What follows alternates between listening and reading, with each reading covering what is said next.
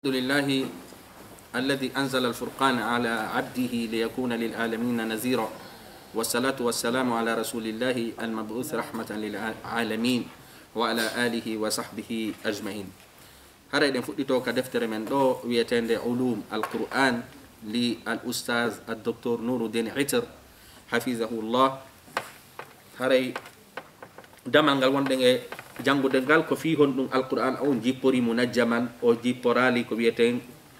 dufa wahida. haray ko fi hon dum alquran on kanyum jippagol makko gol sabanki enen en jangi alquran on e qawlu rajih mo ibn abbas sifi on alquran ko labi tati jippi o iw ka allah wari ka baytul ka in wanda maka lawhil mahfuz o iwi ka baytul mahfuz wari ka baytul izza o wi non ka baytul izza o arika leydi menga. haray ko dum don jangude duma inshallah duma hanki amma hande ko dum jangeten haray daiman ko on darsu don tokketen e mudum. hande ko jangeten ko asrar nuzulil qur'an munajjaman. hanki en jangi ko no mo jippori in den alquran no hertori nyaawoje go tawayde hare injilon e tawrata e ko nande mudum hertora are no jeeya e dum no alquran kanyum ko jippi no seedi seeda seeda jippori. jonno hande ko dum jangeten ko asrar gundoji din gundoji ko somi fi jippingol alquran inne munajjama. awalan aranun dum konno ko tasbitu fuadun nabiyyi sallallahu alayhi wa sallam wa taqwiyatu qalbihi ko de jippori ko woni gundo arano on alqur'ana on jippori munajjaman o jippori doyde ko woni gundo arano on ko somi e der modum ko innen ko tabintingol bernde nulaado nden sallallahu alayhi wa sallam tiidina fi mayre ka bernde nulaado sallallahu alayhi wa sallam. haray dum don non ko Allah tigiri dali Allah dali kadhalika ko men wadirinani dum do linusabbita bihi fuada ko fino men tabintindira bernde ma nden jangirande doy sahaba ben kadi jangirande doy be fo be wawande hunjade. haray sen wadana hande a darsu men do ko asrar nuzul alquran munajjama. asrar nuzul alquran munajjama hande darsu men on foko e o do woni asrar gundoji di sabu hanki enen en janguno tun ko fi hon dum de jippani munajjaman inde no jeeya dum no ijaz no jeeya no tasbitul fuad. hande inshallah cerno jonno wada den asrar وإن فقد بعث الرسول صلى الله عليه وسلم في قوم جفاة شديدة عداوتهم وندما نولاد صلى الله عليه وسلم نلام إهم متو بفي ساتو بوينجة sabu hiden andi ko himbe mettu be fi nulado nulu nay modu yo goddo inna armi holle lawol nabaygal ma aljanna dum wona sabu radoda on tigi radoda kala jokkudo mo radoda mo be fiide nulado fiida kaaje nulado sola nyire mudum impiji don fu rele nulado nyawlaki be seyna bilal en dasa en der leydi makka ni fus be bonna wadi ala cerno jondo inen sabu nulado nulama e himbe mettube fi sattube wenje makida aw makidati inna wan makama qala wan alla daliri non wa tunzira bihi wajurande alqur'ana qauman himbe luddan mettube fi wajurande on himbe sattube fere ko inete allud bi mana manaji mudum heno dudi non jeera e mudum sattugol fere no jeera e mudum himbe be famondirtaake dum no fono jeeyanu sattube wenje sattube kadi wenje.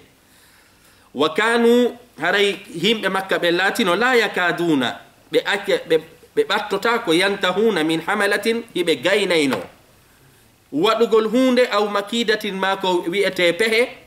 hatta yushri'u fi tadbir al-ukhra hankadi be fuddo natugol e ko wi'ete num pehego bi mana sharro ko falayne himbe makka ben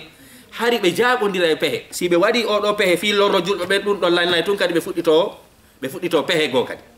be haldi be warayno lado dum don lanni be haldi kanyum kadi be jatta jawle julbe ben dum non kadi lanni be tongani julbe ben natube diina ben fu yeeyugolbe ma sodangolbe ma okkugolbe bibbe mabbe ben be jombata be jombantake dum no fu rewi yore julbe ben udari a cerno jondo inni on hara himbe makka ben hari ko himbe sattube wenje sabu fiyon ɗum alqur'an on tigiri ari inni ko yimɓe sattuɓe ɓen je ceerno jon noon ini seerata accata hiɓe waɗa ko wiyete lette hoore julɓe ɓen ɗum ɗon lannay tun kadi ɓe waɗa pehego kadi fi lontingol ɗen lette ɗon kadi lette go aw ashad ma ɓe eɓɓana ko ɓuri kadi sattude e lette ɓe waɗa e hoore julɓe ɓen aw amar ma ko ɓuri haɗude mi mana heferɓe makka ɓen haari jikku maɓɓe ko on ɗum si ɓe waɗi julɓe ɓen ko boni ɓe jooɗoto kadi ɓe fewja ko honno ɓe waɗirta julɓe ɓen ko boni ɓuri ko ɓe waɗi kon ɓuri ɗen lette ɗe ɓe waɗi e hoore maɓɓe فكانت تنزلات القرآن بين فينة وأخرى كدوا دي القرآن أن نلاتي جيبا غول مكو غول باو ساي فينة وأخرى اندر ساي تواسيه haray ɗum ɗon ko no ɓuttina no ɓerɗe nulaɗo wa tuslihi haray ko ɗum woni heno deeƴinande wa tasuddu azrahu haray no haɓɓa ko wiyete hon ɗum keeci maɓɓe ko konete ɗuma tasuddu azrahu bimana ko hebilanagol hunde ko hebilanagol hunde fanda ɗo hari wa tasuddu azrahu hari wa azimatahu ari alquran on jippagol alquran on kañum kadi no waɗa nulaɗo sallllahu alayhi wa sallam no heebilo moƴƴa hiɓe ko ɗum wiyete hiɓe fellita kadi hiɓe fellita ko wiyete moƴƴa ala tahammuli shada'id e ronditagol sattedeji wal makarihi e piiji ko ɗum wiyete añaɗe bimana e letteji lima fiha awalan e ko jeeya e majji kara ɗum min tajdidi l isali bil mala'i l ala haray ko heɗintingol tokkidirgol maɓɓe e ko wiyeten ko mofte dowdoje ɗen ko ɗum woni malaika kulla madla hamma l amru tuma fiyake o mawni wo aw nasala alkhatbu ma tuma ko wiyete nambara jippi hoore maɓɓe o mimma yuslisu lqalb ko addata ko wiyeten kon ɓuttingol ɓernde nulaɗo nden wa yashrahu sadre haray ko ɗum wiyete on ɗum yanña fondo maɓɓe ngol haray ceerno jon ko woni e yeytade ɗo alqur'ana on nde tawde alqur'ana on ko jippani munajjaman wonde nde jippotono nde ɓuttina ɓernde nulaɗo nden fi hon ɗum nde wonde kadi nde jippotono nde inna yo nulaɗo hebbilo saabu ara e heferɓe ɓe no faala ɓe waɗude ko boni haray ɗum ɗon fof kañum kadi no jeeya e asrar ji ko tawata alquran on jippike munajjaman thumma hunaka min altadkiri bil uswati bil anbiya'i sabiqin jippagol alquran on kañum kadi munajjaman hino e nder mayre kadi ko andintinta ñentingol annabaɓɓen asabiqina attinoɓɓen wa ahwalihim e alhaaliji maɓɓe ma aqwamihim wondude e yimɓe maɓɓe ɓen kama qala taala wano allah daliri noon wa kullan naqus alayka min anba'i rusul ma nuthabbit bihi fu'adu haray wondema meɗen issanoma habaruji anna nulaɓɓen fi tabintingol ɓerde ma nden bimana haray alquran on hino jeeya kañum kadi ko jippoto munajjaman wonde si goɗɗum heeɓino julɓe ɓen alquran on jippoto no andintina nulaɗo sallllahu alayhi wa sallam annabaɓe feƴƴuno ɓen fi ɓuttingol ɓe ɓerde wa yastatiu lqari tabayyuna hadihi lhikma bisuhulatin wa yusr haray jangowo no wawi hi'ude o hikma ɓanguɗo ɗo e hoore no hoyri lada murajaatihi qisasi lqur'an si tawi woni o darti ko wiyeten kon qissaji alqur'an on ka an yaqumu bi isti'radin sari' li surati lhudi mathalan haray no jeeya e ɗum ɗon simo faala andude wondema ɗi nde yewtere nde o yewti ɗo yontigi weeɓintin ma yontigi yaw janga ko wiyeten kon suratul hud fa masalan sayi a jangi suratul hud annabaɓen fof e yimɓe mum ɓen no sifa toon oɗo annabajo ari inni yimɓe mum ɓen ubudullah ɓe dari ɓe sakkimo jonno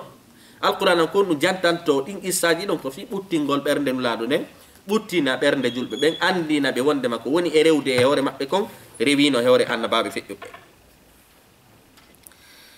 inne ɗo haray wama fiha min bayan mawaqif l umam min anbiyaihim no e nder maggol kañum kadi ko ɓangini innen fi mofteji feƴƴunoɗi wa tahammuli l anbiya'i walmuminina maahum wa sabrihim hatta yanzila allahu taala niqmatahu ala a'daihim haray hino toon kañum kadi ko wiyeten innen ko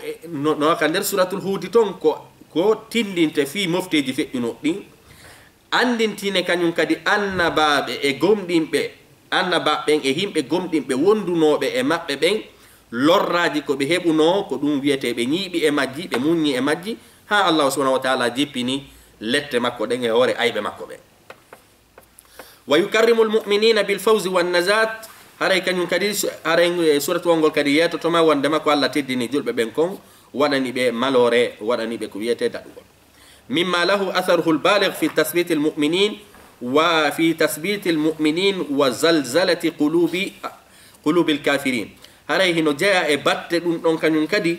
inne wondema tabintingol julɓe ɓen dillina ɓerɓe heferɓe ɓen li takrari dhalika fi kulli mawqif e fillinagol ɗum ɗon e qissa wo qissa. Sa yika nder ceerno ko fala yeyatade ɗo sa wotoy ka suratul hud gonɗo suratuwol tun ɗo yonuma andude ko fi honno alquran o jippani munajjaman, jippani seeɗa seeɗa. Sabu hari si julɓe ɓen sonjike ha alquran o jippo yeeto fi qissaji annabaɓe feƴƴunoɓe ɓen fi yetagol julɓe ɓen kañum e nulaɗo haray ndaare ɓe ɗo kadi ɓe rewnanoma e ɗi laawi ɗi wonan ɗon e rewde ɗo ɗum ɗon ɓurta ɓuttinde ɓerɗe julɓe ɓen e ɓerde nulaɗo sallllahu alayhi wa sallam. حتى ضربت الأمة الإسلامية المثل البالغ حيث تعرضت لهزات وعصاعير أباد جزء منها أمما وأذاب شعوبا وحضارات فثبتت الأمة الإسلامية أمام ذلك كله. هذا يا ترنو جون إني حكيكو توتا جلب بن سنجام أن باب مبين وندما نولا صلى الله عليه وسلم كفي القرآن كان قد جيبني منجما كفي بينغول بerde julɓe ɓen oyni noon ha misal piyama misal kelɗungal yottingal piyama e hoore mofte julɓe ɓen sabu mofte julɓe ɓen heeɓi onu hazat ko inete hazat bimana ko yeƴande ɓeɓi onu yeƴandeji buy bimana ɓeɓi fitnaji buy ko ɗum ceerno joom faala umma al islamia heeɓi honno fitnaji buy wa asir heeɓi nduluji buy kadi ko ɗum o fandi ɗo innen wondema hazzat wa asair ɗo ko fandi ko wondema mofte julɓe ɓen heeɓi fitinaji buy gila dina kan ari ha ka fewdiɗen ɗo fitinaji buy e julɓe ɓen heeɓi e ɓe heeɓi fitinaji e nduluji abada ɗum ɗon halki juz'an minha hare halki yoga e mofteji umaman mofteji wa adaba ko ɗum kadi woni honcini shu'uban mofte kadi wa hadaratin e ko wiyete pinalji. فثبتت الأمة الإسلامية أمام ذلك كله كونو كدوني مفت جلب بين تابتي إدي في تناجي دو مولالي تشارلو دو كونو فالا إن يتادي سابو إنن إني دو هاري كو مفهوم أون بمعنى كو فاندور إن فيلتي إنن جانغا ون halfere firen ko halfere nden firi kon wowlen non ko mana on fandi ko fala en yetade do haray mofte julbe ben be hebi fitinaji heewdi be hebi dillandeji heewdi be hebi sonjaaji heewdi kono honnum be hebi sonjaaji ha julbe buyma yori ana nder mudum be hebi sonjaaji taway don no buy lettama e mudum kono honnum kono mofte julbe ben tabiti fiw be accitade bi mana no jeya e ko alquran on hertori e ko mofte nulado den hertori en hebi sonjaaji bus en hebi nambaraji bus kono en hebi nduluji bus kono nduluji din araydi fejja kono dina kan ka heddo julbe ben heddo kono Allah subhanahu wa ta'ala dali wallahu mutimmu nurihi wa lan kariha al-kafirun. Cerno joni bas sajjalat ummatul islam fi hadha al-midmar ma huwa mu'jizun wa inni kono mofte julbe ben haray tabintini e o adondirgol do hunde ko wi'eten hunde ronkinayde haythu innaha jonnon kanko mo sifade haythu innaha hafazat ala nafsiha nokku katawatara innen mofte julɓe ɓen reeni hoore muɗum wa diniha e dina mum kan wa hadaratiha e pinal mum ngal laysa hadha fa hasbu wona ɗum ɗo tum bal imtassat alqiwa allati ja'at li ifna'iha wa ja'alataha hiya tatahawwalu litakuna min ashabi quwwatiha wondema aray mofteji goo jogiiɗi doole ɗi arifi mulugol julɓe ɓe mula dina kan kono Allah subhanahu wa ta'ala waɗi ɗin mofteji ɗon ɗi wonti hande kadi ko julɓe ɓen wallitorto bi mana ɗi wonti hande kadi on ɗum julɓe ɓen arɓe fi mulugol dina kan Allah wattiɓe tawi ko kamɓe wallitoto dina kan Allah subhanahu no jeeya on ɗum e mofte men ɗen ko jogii kon e alqur'an on ko gundoji ko nde jogii kon on ɗum arɗo kala dariɓe feddeji dariɗ ɗin inni haɓay alqur'ana ha lanna alqur'an ha mutina dina l'islam kan kañum e mofte nulaɗo ɗen Allah subhanahu wa ta'ala yahay be etoto ha Allah elta wobbe e mabbe ton tawata hande kadi ko kambe daranto dina kan ko dum cerno jom fala en duma yata kama hasala min al-inqilab al-kabir lis-salibiyyin ba'da ihtikakihim bil muslimin wano no wadirno non inne ko wiete harbu salibiyyin ko nete harbu salibiyyin hare ko fewndo église on jogino ga dole be yawno ka leyde julbe be wari ton dolle be abiti on be abiti be mulay ada dina kan kono kambe imminanobe gaaben yo yaw haboya julbe men buy e mabbe ko ton silmoy ga ko be imminana ko fiyo be yaw honnum be mula dina kan be yeyle ko gonga mabbe be muli buy sabu be natuno ko wiete Baghdad be natuno Baghdad be muli ko guluji be wari duma Baghdad sabu hiden andi tarikha onno yewti fi mudum ko innete kon hare at-Tatar kono honto sakkitori kambe yawbe ben tigiri hore be mabbe buy silmi bi mana moftenu lado den alquran on kala yawdo inni darato ko wieten kon inne mulay l'islam Allah subhanahu wa ta'ala imma mulamo madum eltamo yo wontu darato do l'islam ko dara tanno jom fala en yata kama hasala min inqilab al-kabir للصليبيين بعد احتكاكهم باو بوغونديرده بالمسلمين جلبه والعبره الاكبر هرين تسكو يبردو ماونو دين كومبو في التتار او بيتر دو التتار دو كناتو دو ليدي بغداد او وري مولانادو الذين دخلوا في الاسلام كنتو بساكيتوري الذين دخلوا في الاسلام بين ناتو بكندر الاسلام واعتنقوه هري كدوني be borni l'islam bi mana imminanobe be fo yi fi yawgol habo ya julbe ben ko gonga be habuno julbe ben kono be sakkitordo kadi be fo silmugol dum non haray ko yetagol en wondema haray deftere de jokku nan den hinde mari ko wiete on gondoji di tata ko kayde tun hertori mimma yabruzu lana ahmiyatu at-tarbiyya al-islamiyya haray ko dum don jeey ko fenninanta en wondema needigi himma inna wondema neirgol himbe ben needi l'islam din dum don holla en ko wiete nafa fi neugol needi l'islam wa uslubuha e ko wieten e laawi innen neugol gol fi gharsi hadhihi al-awamil bi wasail al-kathira minha uslub qisas al-umam as-sabiqa no jeya eno al-qur'ana on kanyum neirta e laawi no al-qur'ana on neirta non kanyum away ko wiete ko hadhihi al-awamil ipiji do bi wasail kathira e laawi buy minha hino jeya no islam on neirta goddo uslubu qisas al-umam as-sabiqa ko yeta golma qissaaji fi mofte feƴƴuno den jangu mofte feƴƴuno den anda den ko honno de wonirno fi ya wajito walidhalika nudriku aidan ko no wonir kadi hiden hewtito hiden fama mawqi' hadha al-ikhtitam aray nokure fi otimmingol do al-azim mawnudum li surati al-hud fi hadhihi al-ayat wonde ma haray ko fala hinude hiden hewtito no surati al-hud kadi timminiri non o do ayat alla dali wa kullan نقص عليك من أنباء الرسل ما نثبت به فؤادك وجاءك في هذه الحق وموعظة وذكرى للمؤمنين وقل للذين لا يؤمنون اعملوا على مكانتكم إنا عاملون وانتظروا إلى آخر الآية هذا دون كن أفعل إن ودن آية وكالا دالي دو وكلا نقص عليك من أنباء الرسل هذا ميت إن إسانو مانو في خبروجي أنباء بين komen isani manon issaji annaba ben ko fi onnu ma nusabbitu bihi fuada fi tabinti golon berde man hare jaka enen en andi are no jeya kanyum kadi ko alqur'ana on gundoji no alqur'ana on jippori non munajjaman no jeya e gundoji min hondum wonde ma ko fi yo berde nulado den tabitu sabu alqur'ana no yeti en issaji annaba ben issaji mofteji feddinodi dum do fok alqur'ana on siforto dum don ko fi an o juldo sa hebi sonja sa hebi kala ko hebuda ko ya andu wonde ma annaba be rewino e di laawi julbe be rewino di laawi bi wana isaji din ko buttinaydi berde no laado sallallahu alaihi wasallam no jeya kadi e tobbere dida bere den gundoji fi ko wi'eten addugol alqur'ana on hara ko munajjaman jippordo seeda muwajahatu ma yatra'u min umur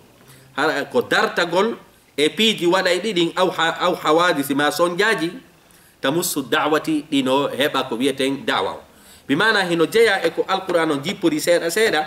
sabu innen da'wa innen alqur'ano ba jippike ko be jama honnu daro fi yottingol jonno yottinayogol mofta den ko be wobbe saloto wobbe jabata ko waɗi alqur'an o jippori seeɗa seeɗa e nder ɗuma qissaji ɗi fi waɗo muwajaha fi hande kadi on fewtudugol fi on ɗum piiridugol e sakkotoɓe dawa ɓen kama qala taala wano allah dalirino wala yatunaka bi mathalin ɓe addantama misal annulaɗo illa ji'naka bil haqqi si wona min addane gonga on min addane misal ɓurgal wonde misal maɓɓe kamɓe heferɓe ɓen wa ahsana ɓurgal moƴƴude kadi tafsiran hentagol ma ko wiyeten sifagol haɗay ko ɗum allah subhanahu wa taala dalika aya ɗo wondema kala ko heferɓe ɓen ari kanulaɗo wowli inni ko ɗum kamɓe ɓe woni gonga alquran on jippoto ara ɓangina konko ɓe yewti ɗon holla wondema koye fenade ɓe jokki ko nulaɗo jokki gonga on haɗa ɗum noon kañum kadi no jeeya e ko alquran on jippori munajjaman muwajahatu ma yatra'u min umurin aw hawadis tamussu dawa wa hadihi hikmatun jalilatun haray ko hikma mawnuɗo ni laha atharuha albaliqu haray himo mari batte ko ɗum woni yottiɗo fi najahi dawa e ko wiyeten kon fowlugol dawa li muwajahati lwahyi nafsihi fi fewtugol ko wiyeten wahyi on tigiri littawari fi piiji waɗayɗi ɗin ko wiyeten hara e ko koynete attawari koko hunde waɗayde tawata hara hay goto sikkano nde waɗay hunde juhayde ko ninete attawari haray piiji jowɗi ɗin walmulimmat e piiji mawnuɗi ɗin masiboji mawnuɗi ɗin alqur'ana on ari honnu yeetike en lekki fi piiji waɗayɗi ɗin tawa en hebilaki juhayɗi ɗin yeetike en kadi a lekki fi sonjaji molanaɗi heɓayɗi goɗɗo alquran on kañum kadi no jeeya e ko wiyete inne wondema nde jippori munajjaman saabu nde ara nde ñawda ɗi piiji ɗo fof wa min ahammi zalika no jeeya e ko ɓuuri ha hemmude ɗi ɗo ma yuthiru lmubtiluna himɓe bonɓe ɓen ko sakitata kon min itiradati e ɗurna e ko wiyeten eko wiyeten sakkagol wasubuhat e jilɓi jilɓiji bimana no jeeya e ko alquran on jippori munajjaman seeɗa seeɗa sakkagol himɓe addayɓe fitinaji ɓe mbiyana addayɓe piiji jilɓuɗi ɗin jillidira inna ko allah daali ma ko ɗum ɗo ɓuuri hani moƴƴude haray alquran on ari sakki ko wiyete itiradat bimana ɗuma salagol awi subuhat ma jilɓi jiɗ wa huwa al aslu alladi sarrahat bihi l ayatu lkarima haray ko on woni aslu mo aya tedduɗo on ɓangini ay la yatunaka bi su'alin ajib yani ko allah daali ɗo wala yatunaka bi mathalin illa ji'naka bilhaqqi wa ahsana tafsira allah kon woni mana aya on allah daali ay la yatunaka bi su'alin ajibin aw shubhatin yu'ariduna biha alquran bi batilihim alajib illa ji'nahum bima huwa alhaqqu fi nafsi al-amr الدامغ له وهو أحسن بيانا وأوضح وأحسن كشفا لما بؤث له كفالا يتاد آيون كن مفيرتي أي لا يأتونك بسؤال أجيب هفر ببين أرتامك نولاد أدن تاما لندل هونيغل أو شبهة ما بأدن تاما كويتيكو جلبي يعارضون بالقرآن مبسكرتو القرآن بسكرهم بباطلهم الأجيب بيجي ميريجي هوني دي بجوكيدين إلا جعناهم سيونا من أدنايبه بما هو الحق في نفس الأمر كوني غونغا اندين هون دي بوني يوتو دي تيجري الدامغ له كدوم بيته منتي تاينده كونكو هيفر ببين يوتي في منكم وهو تواتكو الله جيبيني كون كالقرآن أحسن بيانا نبوري مؤيده كوبيته بانغاندوية وأوضح نبوري هنتاده وأحسن كشفا نبوري كوبيته إن وندما فنينغول لما بؤث له كونكو نولادا إمودو haray ko fala en yetade ceerno jollo ko fala en yetade alqur'ana on no jeeya ko o jippori seeɗa seeɗa ko woni gundo muɗum sabu heferɓe ɓe arayno ka nulaɗo e haalaji maɓɓe mereji ɓe sakita ko boni ɓe yinna kamɓe ko ɗum ɗo woni sooɓe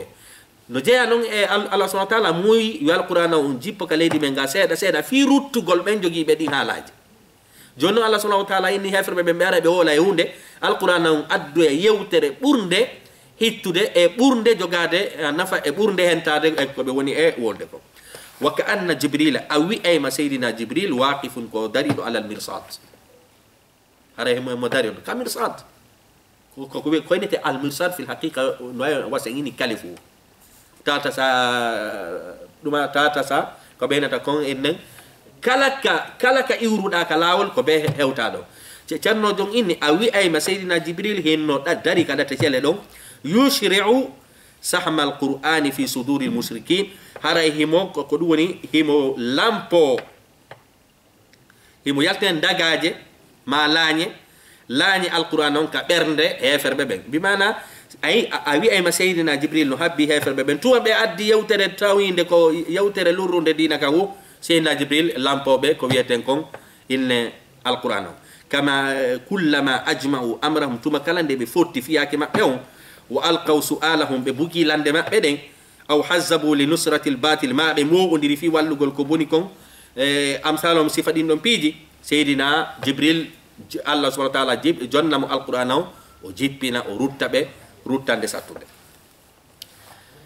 ceernojo no inni o inni ceernojo maki ɗo inni hada ubay ibnu khalaf ubay ibnu khalaf ko kefero molanaɗo o inni e hino ɗo ubay ibnu khalaf min ru'asa shirk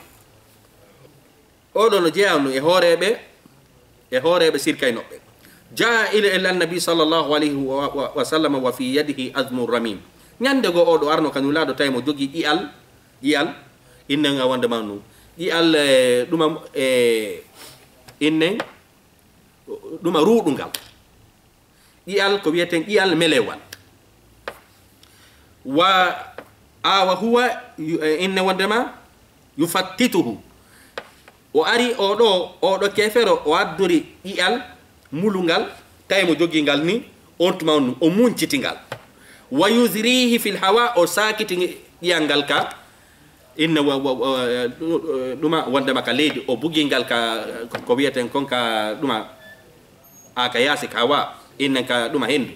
bimana o ari o hi'i ƴi'al yorngal mulungal bimana wontino jaare ruuɗungal o ɗetti o munci o bugi wa huwa yaqulu tawi kadi himo innude ya muhammadu kayo muhammad atazumu anna allaha yabasu hadha kayo muhammad anga fefinde to wondema allah waway wurnutude ngal ƴi'al sabu alquran on ko ɗum inni alquran on ko inni ko si allah subhanahu wa taala wurnita ƴi'e joni noon o inneteɗo ɗo ubay ibnu khalaf o addoyi ƴi'al ruuɗungal o munkitingal o bugi to o inni kayo muhammadu koko saki ɗo allah hino wawi immintinde ɗum fa qala nulaɗo maki naam hi yumituka allahu allah subhanahu wa taala inne wondema o warete summa yab'athuka on tuma o immintine summa yahshuruka on tuma o ko ɗum woni o moɓoyte ila naari o naɓa kayite ko ɗum ɗo nulaɗo jaabi on bo innen ɓe jaabi ubay ibnu khalaf وتما نو ونزلت هذه الآيات دي آية دو جيب من آخر سورة ياسين كسورة ياسين قال دالي دو أولم يرى الإنسان أنا خلقناه من نطفة فإذا هو خصيم مبين وضرب لنا مثلا ونسي خلقه قال من يحيي العظام وهي رميم أرى أود آية كور هم بجيبي كو أبي ابن خلف سبكو دتوي يانغال كون أو منتي تنغال أو بوغي أو إني نولادو الله إمين تنتادي دو بيجي القرآن جيبي جابغون jonnon hino jeya e ko alqur'ana jippori doyi si alqur'ana ko nde wotere jippino hanno hay si sewi woni o hanno sellatano yen innu koko windi ɗon kon ko ɗum ɗon rottimo jaka enen andi alqur'ana ko jipporto doyi ko fiisi hunde waɗi yo alqur'ana jippo jaabo sabu waɗugol makko ɗum ɗon allah subhanahu wa ta'ala jeppini ɗum ɗo allah no dani on qul yuhyiha alladhi ansha'aha awwala marratin wa huwa bikulli khalqin alim الذي جعل لكم من الشجر الأخضر نارا فإذا أنتم منه توقدون ما ناسن فامي كو نو فالاين كو فالاين ان نودي القران on jaka ko jippori de ko muwajahatu haray ko fiyonnu fe ko piiru dugol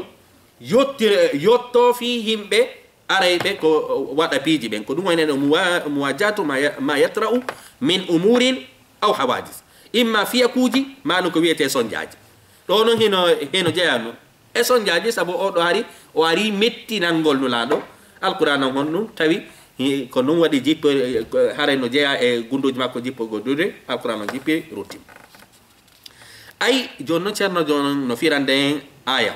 istabada i'adatu llahi taala dhil qudrati l azima haray o neɗɗo ɗo o kefero ɗo o woɗɗintini hoolagol koddori e allah mawnuɗo on fi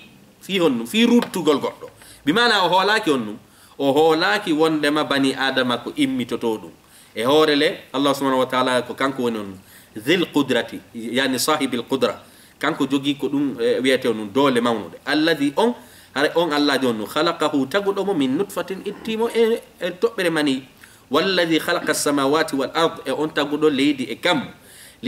inne wondema li ajsadin wa izamin ramima e ko wiyete ɓalli e ƴiye ruuɗuɗe wa nasiya nafsahu o huli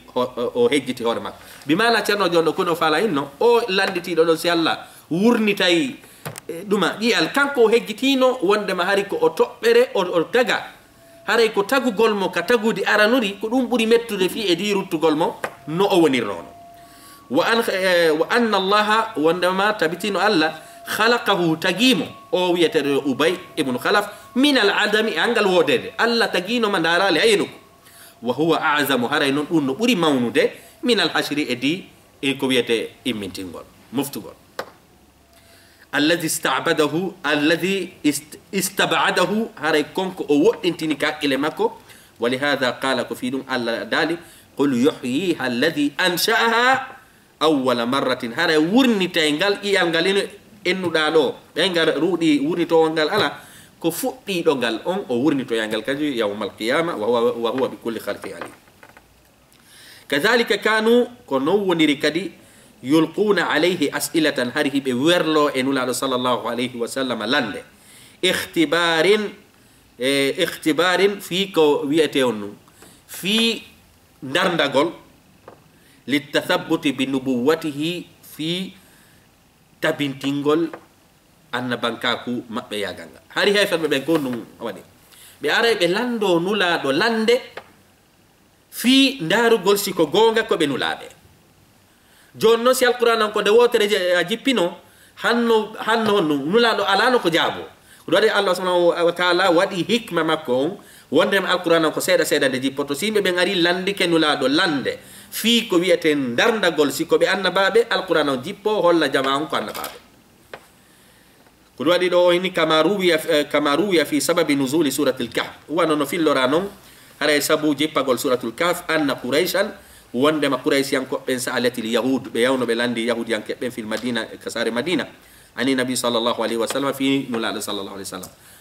innen quraisiyankoɓɓen yawno ka al yahudiyankeɓɓen madina ɓeyni meɗen faala ya yewtomen fi yo yettomen fi nulaɗo sallllahu alayhi wa sallam jonno kon ɗum ɓe ari ɓe landi hiɓe faala andude ene ka defte ɓeya ka tawrata ko honɗum windi toon fi annabajo sakkito innen sakkitotoɗo arde o no windi toon haray ɗe lande ɗo tati so landike ɗe goɗɗo o jaabike haray ko on annabajo ɗon innen sakkitoto jippade ko ɗum windi ka defte maɓɓe jonno ɓeɗo ɓe arayno ɓe lando yahudiyankeɓe ɓeyna meɗen faala yon jonnu men lande ka defte moɗon mi ya men landomo min dara somo wawa jabade jonnon hino jeeya e ko ɓe landiɗon on ɗum saluhu an thalath yahudiyankeɓe inni on ɗum ene wondema fa qala lahum ahbarul yahud haray ko ɗum wiyeten ceernoɓe al yahudiyankeɓen in yeeti ko wiyete quraysiyankoɓe heferɓe ɓen saluhu landemo an thalathin fi piiji tati yahe lanɗo ɗon fi nulaɗo fi piiji tati fa in akhbarakum bihinna si o yeetike on ɗi piiji tati ɗo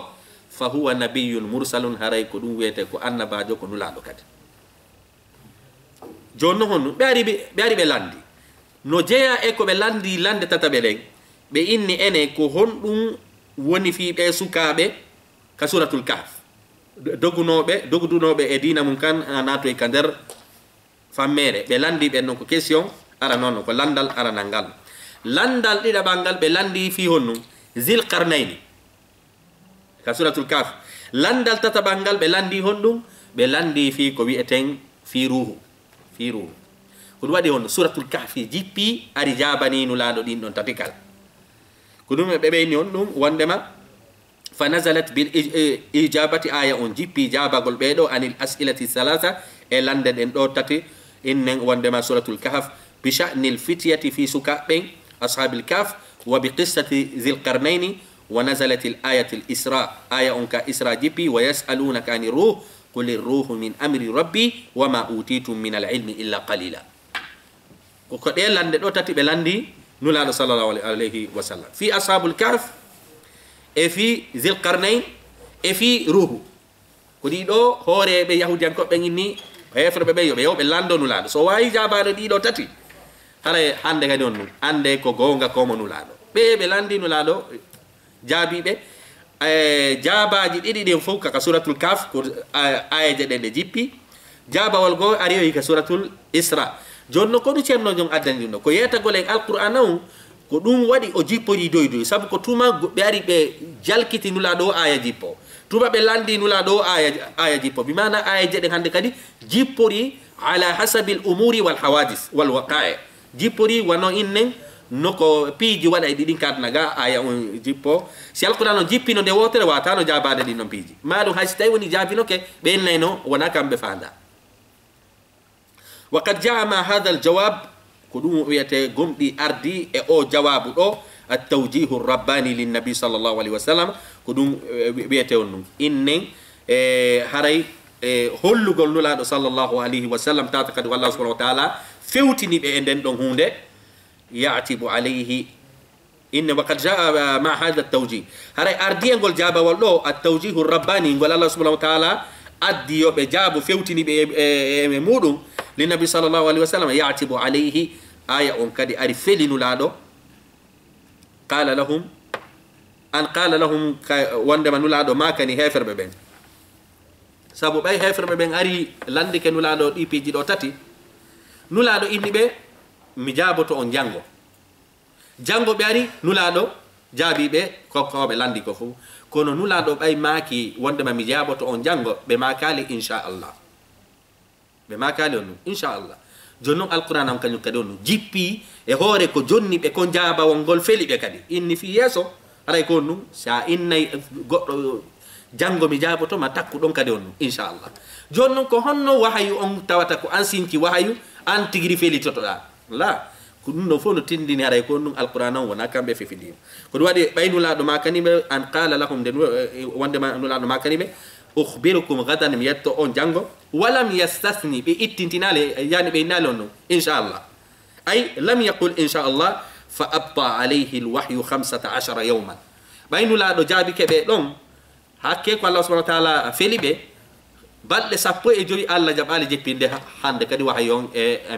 maɓɓe fi on ɗum fi par ce que ɓe inni wondema ɓe jaaboto ɓeya ɓe innali inchallah ɗum ɗon tum allah subahanahu wa taala on ɗum lettiri ɓe balɗe 15 wahay on jippake maɓɓe nulaɗo noon hari no hiɗuno on ɗum yewtodugol e allah yewtodugol e seydna jibril jonno ɗo nulaɗo ko ɗum accugol tum inchallah balɗe 15 wahay on hakkiti jippade fof wa shaqqa dhalika ala nabi sallllahu alayhi wa sallam ɗum ɗon satti e nulaɗo satti e maɓɓe moƴƴano hiɗa ñamude ko weeli hiɗa nande haalaji welɗi ɗum ɗon ɗon kupande wotere balɗe 15 wa nazala alayhi lwahyu bil ijabat haray wahyu on noon jippi ko wiyeten jabaniɓe bimana ari yeeti jippi ka suratul kafi haray ko koɓe landima ko ɗum ɗo e ɗum ɗo e ɗum ɗo kono fi noon yeeso kon ɗum wa nazala qawluhu taala jippi dalol allah ngol wala taqulanna li shay'in wota on wi'an dey hunde inni fa'ilun zalika gadan wondema mi waɗa e nden hunde janngo illa an yasha allah so wona takko gon ɗum si wona in noon inchallah wadhkur rabbaka idha nasit wa qul asa an yahdiyani rabbi li aqraba min hadha rashada jake enen andi ɓeɗo ɓe landiɓe nulaɗo ɗo allah subhanahu wa taala honɗum jaɓali jippinde jaabaji ɗin ɗiɓe landi ɗin fi honɗum fi saabu nulaɗo eni jaabotoɓe innali inchallah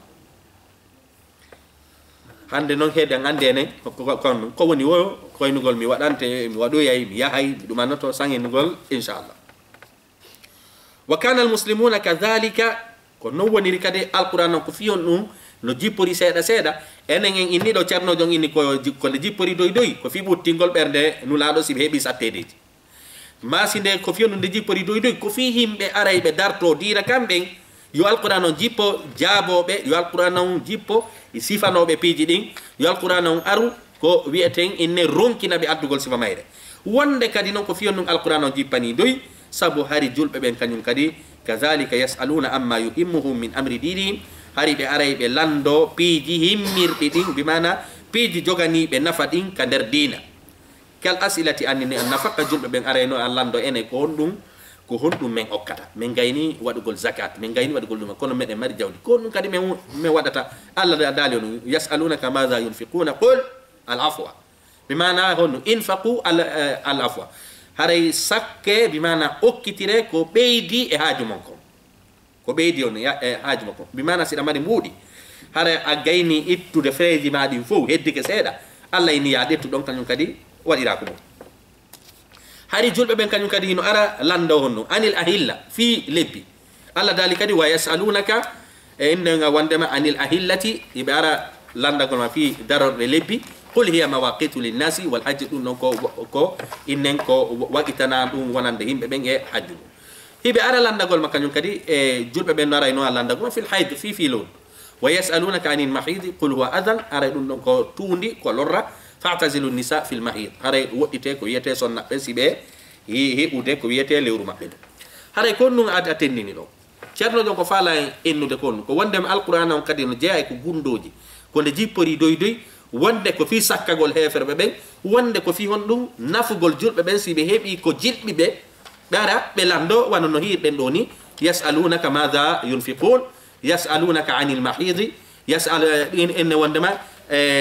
ɗuma yasalunaka anil al ahilla ɗen no a lande fof si alquran o jippino nde wotere hanno julɓe ɓe seeɓi ɗiɗo piiji si ɓe ɓe landike annulaɗo hanno kaka winda ɗon ɗumandete kono ɗo alquran on jippori على حسب الأمور وعلى حسب الحوادث والوقائع ولا شك أن الأسئلة لم تكن في وقت واحد هذا سيكو على ديلاند دي جانغو دين دو يسألونك دون دو نادي وتري نا اي وقت غوتو ودي بل كانت في أوقات متفرقة هذا وقت دي سيدو دي مختلفة لوتو دير دي فكان لابد من نزول القرآن منجما تايفيريو على ديدو كو القرآن جيبور دوي دوي في جابغول ديدو هونتنا هيمبي حاجوجي كالاند إن دوما ويدخل في هذا الجانب إنه ناتور أو بانيلو متابعة الوقائع والأحداث هذا جوكو قول بيجي ولا يدين كوبيته بيجي فيوندي في وقتها كوقت مجد ينزل الوحي بشأنها ببيان التوجيه الإلهي كل وادي القرآن هذا إنه جيبو في إن فيها كوجي وندي أودو ده بانجينا والله سبحانه وتعالى يمينكم جلب بين يوادو فيوتنا بين هوندني كما في غزوة بدر غزوة بدر هي دمار آية جيبيده نولا لو تاينو ميجي إنه كهون نبيرته كهون دومان نورته كهون بو دارتو لو كهون دومان نورته القرآن جيبي إني جلب بين غيرديني وديريني يبيدو دارتو يبيدو دومان نورته القرآن جيبي تنديني بفو كهون نبيرته ومسألة الأنفال كويتنكم مسألة في جودة هبو يندين كجره لونو كانوا كدون نجيا إكو القرآن جيبو دي سيدا sabu gereji si waɗi no jawɗele moɓama ɓe mijo toon ene ndi jawdi konno men sendirtandi allah jaabi on yasalunaka anil anfali qulil anfalu lillahi wa rasul fattaqullaha wa aslihu zata baynikum alquran o jippi yeeti en alghanaim wal anfal ko no sendirte ɗum ɗo fof no jeeya on no jeeya e hikmaji ko alquran on jipponi munajjaman fi huntugol haajuji himɓe ɓen e fi hollugol ɓe piiji ɗi ɓe andade wa musibatul muslimina yawma uhud e masibu heɓude julɓe ɓen yawma uhud kanulaɗo makko no himɓe sappo ɓen yo daro ɗo siɓe fooli watta ɓe iwɗon siɓe foolama watta ɓe iwɗon julɓe sappo ɓen hon ɗum woɓɓe sorti yeyi sikki wondema julɓe ɓe fooli ɓe yeɓe jippi ɓe ya hiltiti hande kadi hasimbini ɗuma julɓe ɓen no jeeya e feƴƴinɓe ɗon innen seydina hamsa joni noon ɗum ɗo fof kono alquran o jippi feli julɓe ɓen wa nusul alquran bidurusi wal ibar e jippagol alquran innen jippagol alquran o hara no wondi e darsuji ko ɗum wiyete e waajuji allati najaat fihi mada hayatihim moɓe nafitori e nder gurdam maɓɓe fof ma tasliyati ahzanihim e ɓuttingol sunuji maɓɓe wa muwasatihim ko ɗum wiyete e deeɗingol ɓe bimana haray alquran ko jippori kadi doy doy ko fittindingol ɓe piiji ɗin e kadi masiboji yer koɓe heɓi kon alquran on jippo ɓuttina ɓerɗe maɓɓe aw yanzilu alqur'anu bi bayani hukmin ilahi wonde kadi noon alquran on hino jippo enen ni alquran on wonde no jippo fittindingol on ko waɗato wonde kadi jippo fi ɓanginalngol on ñawore iwrude ka Allah kama fi ayati zina wan ayaje zina ɗen azaniyatu wa zani fajlidu kulla wahide minhuma miyatu jalda haɗa ɗum ɗon konno ko ɓangingol a ñawore awi dhihari ma ko jannguɗen kon hanki wondugol e hoore sonnajo muɗum wattugol sonnajo muɗum no bandirawo mum ko wiyete kon azihar ɗen ɗon ayaje kadi on no jippi ɓangina ne ñawore wala iddati e sonnajo waɗugol edda ɗum noon kañum kadi ko ɗum ko ñawore wal ayman e wondoje ɗum ɗon fof ko ɗum ko ko ceerno jom faala inude ɗo no jeeya e hikma no alquran on jippori munajjaman seeɗa seeɗa fi ɓanginalngol e ñawoje ɗen seeɗa seeɗa e fi yetagol en sonjaji ɗi heɓeten e fi yetagol en kadi ko honno jaborten heferɓe ɓen ɗum ɗon fof si alquran on jippino nde wotere en heɓa ɓitte nden innen hiwgol ɗe ñawoje ɗon ceerno joni wa hadihi l gazawatu rasulil karim haray ɗey guereji ɗi nulaɗo sallllahu alayhi wa sallama waɗi innen wa hadihi l gazawatu rasul sallllahu alayhi wa sallam innen وحدها مثل غزوة بدر وأحد وخندق وتبوك وهنين وانو دي إن جريجي دو وهذه غزوات الرسول صلى الله عليه وسلم دي جريجي دي لولادو ودي دو فمثلا غزوة بدر غزوة أحد غزوة خندق غزوة تبوك غزوة هنين دي دو فوكون كو مثال ناتق كو مثال إن يتطونغال إن بهذه الحكمة الجليلة أو حكمة مونو في جيبينغول القرآن أو جيبيني رامو سيدا سيدا التي تقتدي مهينو يادا نزول القرآن جيبينغول القرآن أو منجما سيدا سيدا كلوني تجون ديردو في مناسباتها إكويته إكو يادي إمكوكم فكان لابد للقرآن تايفيره على ونند القرآن أن ينزل منجما يجيب كويته على كو سيدو الله دالي وبالحق أنزلناه كوري غونغا ونمن جيبيني رinde وبالحق نزل كوري غونغا كدين دي جيبوري haray ko ɗo wonɗen hattude inchallahu sabu enen ini ceerno jom haray no ɗuma waɗi hikmaji nayyi fi gundoji feññingol gundoji ko alquran o jippori seeɗa seeɗa en jangi gundoji ko wiyete gundoji ɗiɗi no heddani en haray gundoji ɗiɗi ɗo ko janguɗen hande ko fi innen wondema gundoji no alquran o jippori no seeɗa seeɗa innuɗe wonde gundu ara noon ko ɗum ko sakkagol heferɓe ɓen innen e fii ko wiyete si ɓe darike e addugol penale alquran on jippo jaaboɓe no jeeya e ɗum ɗon kañum kadi wonde jippinalngol e ñawoje no jeeya e ɗum ɗon kañum kadi wonde jonnugol e neediji no jeeya ko alquran on jippori kañum kadi seeɗa seeɗa innen wondema ko ceernojo on